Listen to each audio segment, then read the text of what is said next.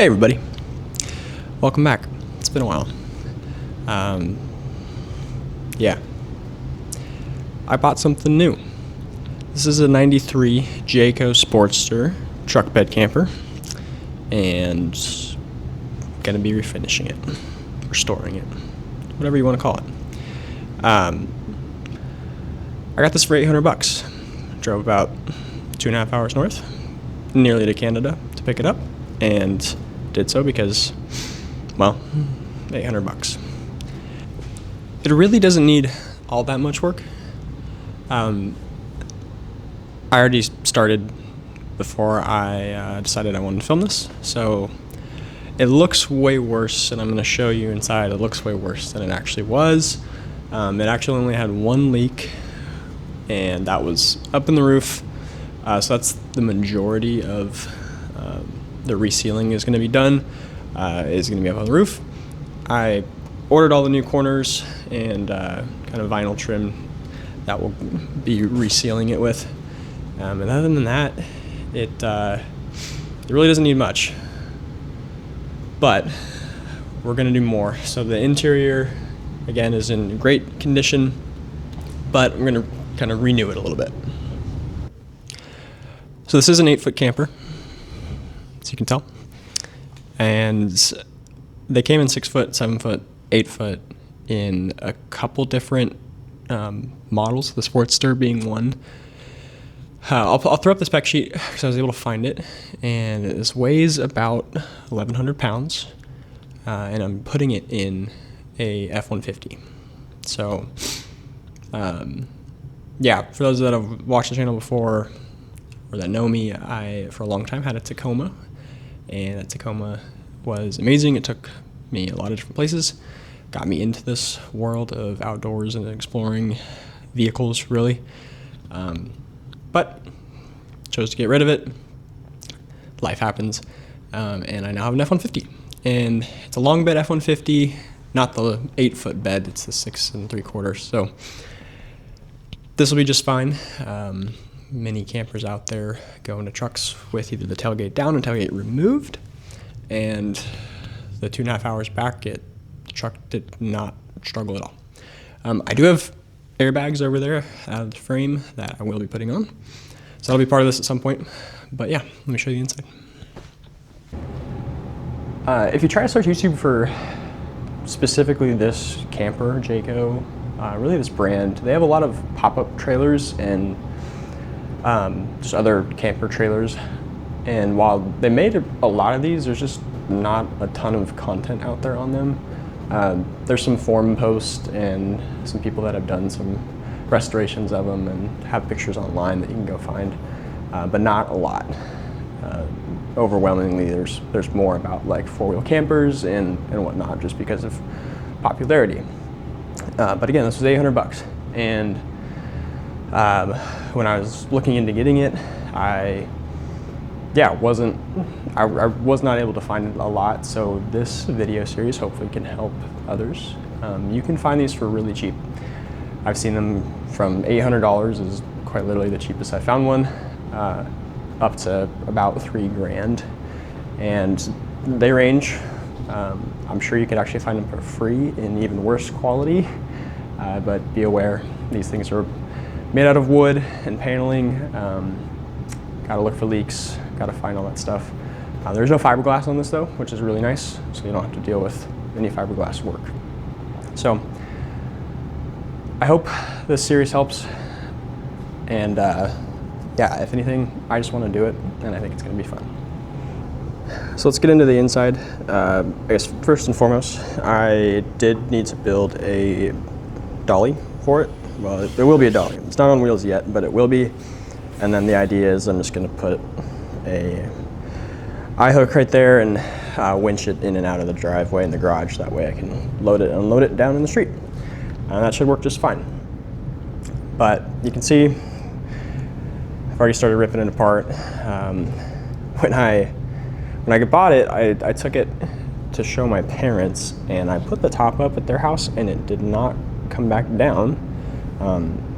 The mechanism in this to raise the top is 4 posts in each corner, And then you come right here and you crank, turn it up and down. And then in here, so you found out, is a bunch of steel wires that run to each corner. So what was happening, and what I knew buying this, was that front right corner did not raise.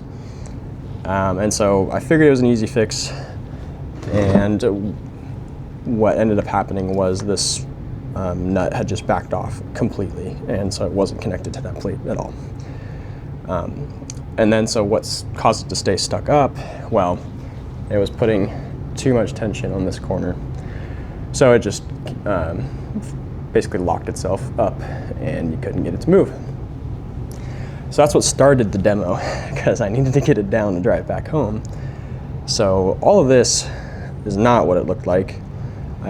I will throw pictures up of what it looked like when I got it, but this is all stock, so I'll go over that. But this camper did come with propane everything. So there was a stove, there was a Dometic fridge sitting over there,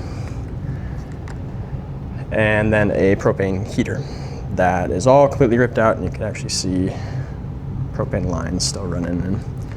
And yeah, there's gonna be no propane in here aside from cooking. Will be a just stovetop camp stove. So the idea is this is gonna have way more counter space than ever. It'll still have a sink, and then that's just gonna give us kind of flexibility to use it. Oh, there goes my light. Be right back. So yeah, counter space, be flexible. It's kind of the idea with the entire camper, is keep it to where the things that we do put in it, say like a camp stove, can be used outside of it if we need to. So I'm gonna keep it super budget friendly. I'm not gonna go crazy on appliances or anything like that. It's gonna get a diesel heater. I don't know where I'm gonna put that yet, but it will have a heater still. And then it's going to get electrical, which I'll go over. But if we jump in here, I'm just going to sit down. Yeah, it's got a dinette, so this is pretty sweet.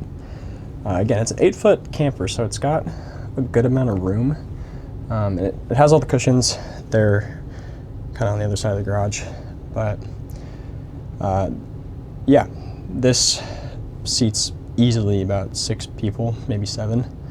And then there's a ton of storage. So all these have storage underneath them. There's an access point right there. And then this, of course, folds down into a bed. So you just pop the table off, drop it on top of it, and then the cushions will fill it. We got a cabinet here. Big clothes. Kind of a closet with hangers cabinet in there. A little guy back here. There is this guy, which has access to the water tank. I don't know how big that is. I'm sure it's on a spec sheet somewhere. And then we got 3 more cabinets on this side, window through to the cab, and then the bed, which again I can't really show you, I'm sorry, but it's up there. So yeah, the fabric is in pretty good condition, just needs to be cleaned, I think. You can see I've started to take it down for reasons I'll get into, but yeah, it's overall in really good condition. I think I mentioned it, but there will be a fridge still too. I'm gonna go with just the kind of new age chest fridge and put it on a slide out somewhere. And as I mentioned before, there's one leak, and that's in the roof, unfortunately. I'm absolutely positive it's coming from the fan, which is very common in these things apparently. Not this specific brand or camper, just in general with these types of campers, with any camper, when you put a hole in your roof, of course it's suspect to leak. So you can see the wood is absolutely destroyed. And if I get up on the roof, actually, I can show you. You can visibly see how compromised the wood is and where water wants to run. So you can obviously see I've started to rip that out, and it does mean this entire ceiling is going to have to come out, and that's okay.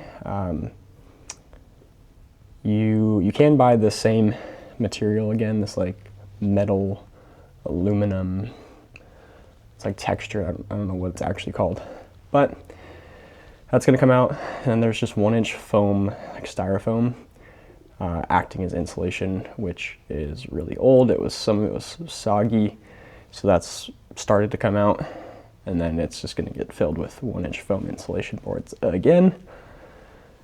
It should have a way better R value up there too, which is nice.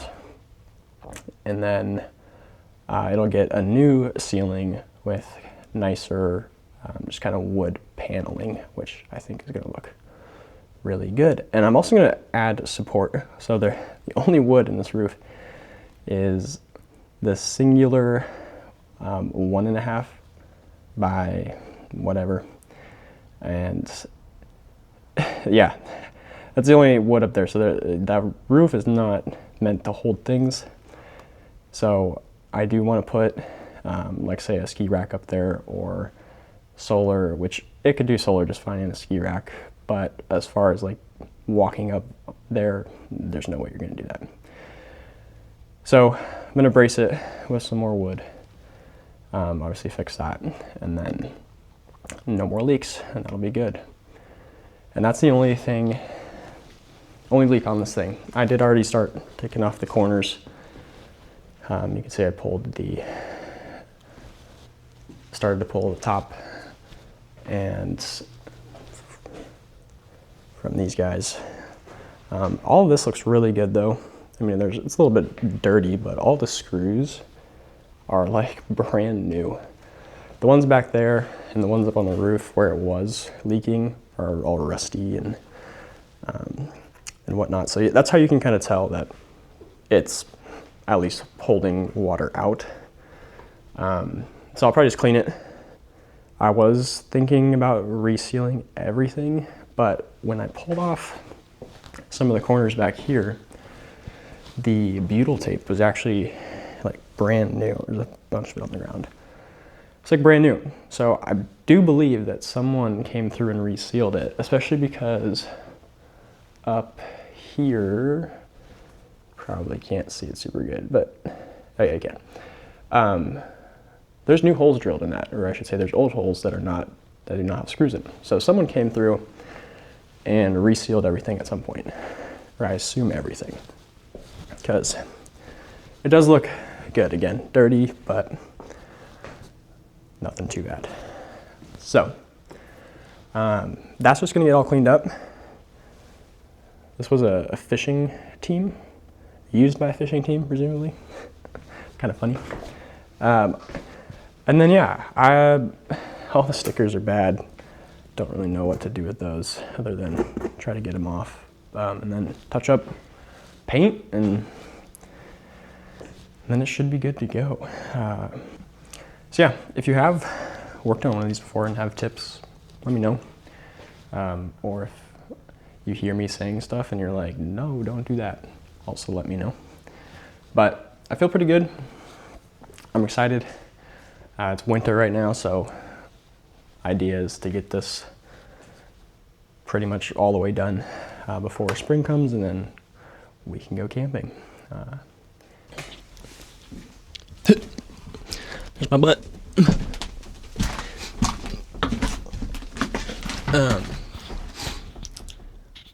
So yeah, the electrical, I am not going to go super crazy, but I am excited for it. I've always looked at solar generators. My wife can attest, we've almost bought one several times now, and just never really had a reason. The camping we did prior was a couple days at most, and we just never really needed power.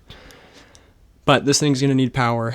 It did not have onboard power before, but it did have a short plug, so you would plug in, and that's how you would power everything. The water pump, the fridge also needed AC power, so yeah. But solar generators are kind of an all-in-one solution, as everyone knows today. They're all over the place, and their technology is advancing really quickly. So when they first came on the scene, there were kind of worries, and rightfully so, about the battery longevity.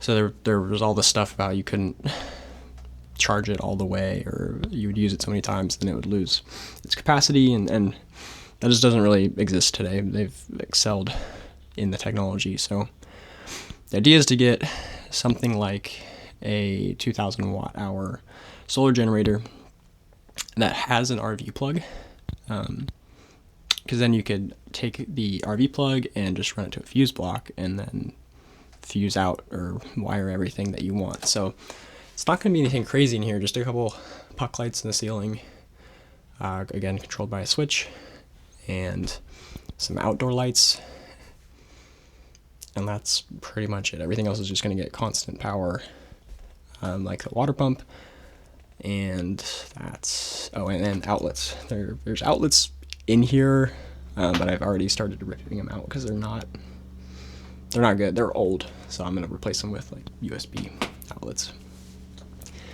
And yeah, I don't know where I'm going to put the generator yet. Wherever it goes, it won't be permanently mounted. So again, just like the propane stove and the idea of being flexible, I want to be able to take out the solar generator and use it wherever we need. So even if that's out camping and a friend needs power, we can pull it out and take it over there. Or if, I don't know, we want to set up a projector out while we're camping, we could take it out of the camper and go use it elsewhere, is my point. I don't think we would actually use a projector, but you get the idea.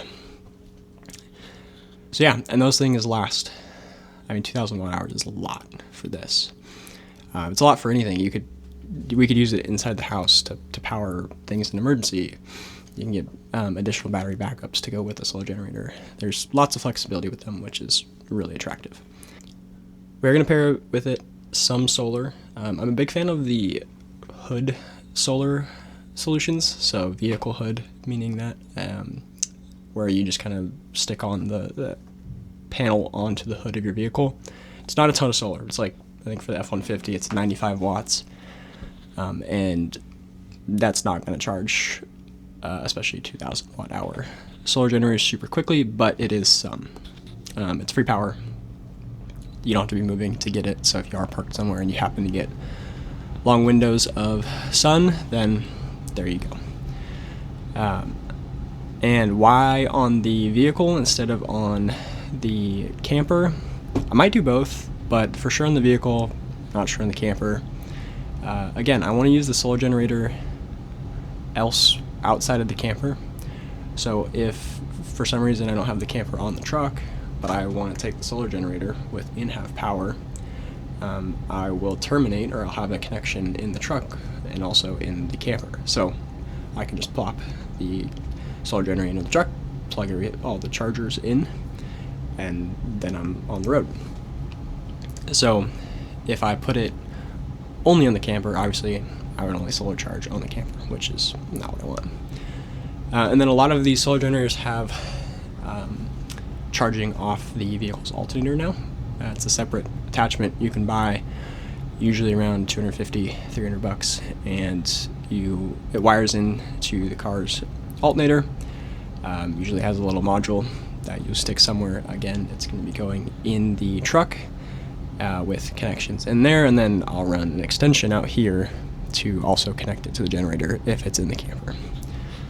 And that charges wicked fast. I can't remember how much off the top of my head. I'll put on the screen, but yeah, that's the electrical. It's I'm talking about it a lot, but it's really simple. It's not going to be the crazy lithium batteries with like inverters plastered on the wall and all that stuff.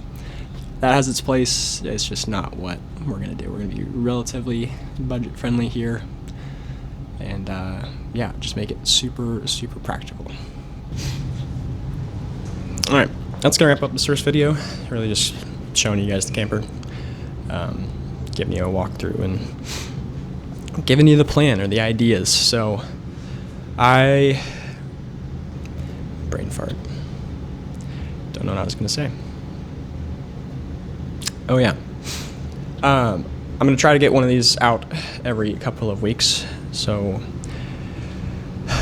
yeah, and it's going to be pretty just raw. Not a lot of editing. Just kind of as I'm working on it, what I'm doing, talking through it, because I've learned that that's the videos that I love the most on YouTube, and so that's what I want to create. And yeah, I hope you guys join along, and if you have questions, if you have advice, like I said, if you've done this before, if you have a camper specialty knowledge, industry knowledge, let me know. But yeah, hope you guys have a blessed week.